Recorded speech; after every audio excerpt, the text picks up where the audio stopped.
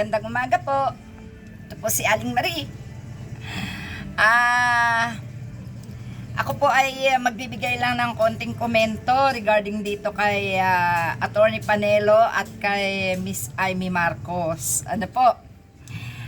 Si Attorney Panelo po ay hinahamon si Amy Marcos na para daw siya ay maniwala o sila ay maniwala kay Amy Marcos.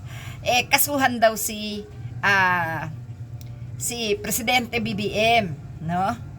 So, sa mga ganyang hamon kay Amy Marcos, ito ay nalalagay sa talagang ipit na ipit at alanganin. Kung bakit naman kasi itong si Amy Marcos masyadong pakailamera. Hindi niya nainisip ang reputasyon ng kanyang kapatid bilang presidente ng Pilipinas. Hindi niya rin inisip na ang mga Marcos ang kumupkop, nagmahal, nagbigay ng pangalan at buhay sa kanya, no? Ito yung nagpapakitang senadora na talagang walang utang na loob mismo sa pamilya niya. Sa bayan pa nga kaya ito magkaroon ng utang na loob? Kahit na siya ay inupo at nanungkulan at nagkamit ng mga posisyon na kanyang pinapangarap na kahit hindi naman siya karapat-dapat ay inupo siya ng mga mangmang na bumoto kay Amy Marcos. Ayan, nagalit tuloy sa kanya si BBM. Bakit nga raw nagpaimbestiga pa tungkol sa pagkakadampot ng Interpol kay Duterte. Ito kasi si Amy Marcos, porket kapatid niya ay presidente, akala niya nasa kanya na rin ang kapangyarihan bilang presidente. Anong ginawa niya sa sekretary ng DOJ, sekretary ng DILG, kay General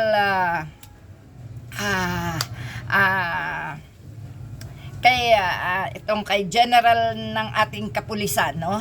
At yan nga po, masyadong marunong si Amy Marcos pero wala sa hulog. Ano ngayon ang gagawin niya sa hamon ni Panelo, no? At yan, kay General Torre, yung ginawa niya kay General Torre, kay DILG Secretary Boying Rimulya, kay DILG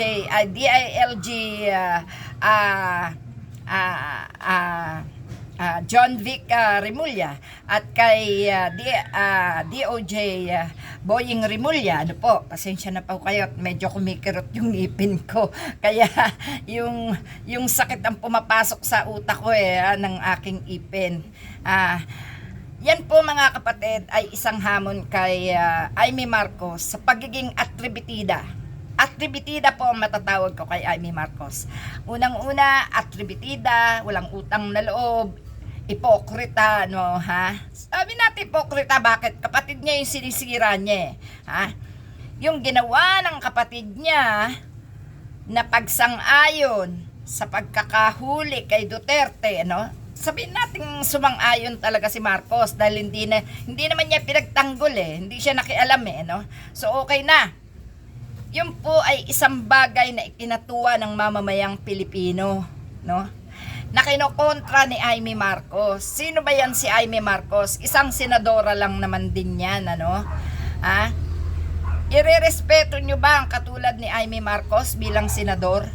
Na mismong kapatid niya, ang Pangulo ng bansa, ay kinukontra niya, na sinasabi niyang mali ang pagpapadampot kay Duterte.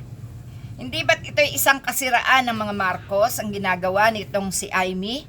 Hindi ba't Marcos din ang daladala niyang pangalan? Paano ka magtitiwala sa katulad ni Amy Marcos na traidor? Traidor yan! Paglabag talaga yan sa karapatan ng isang pangulo, no?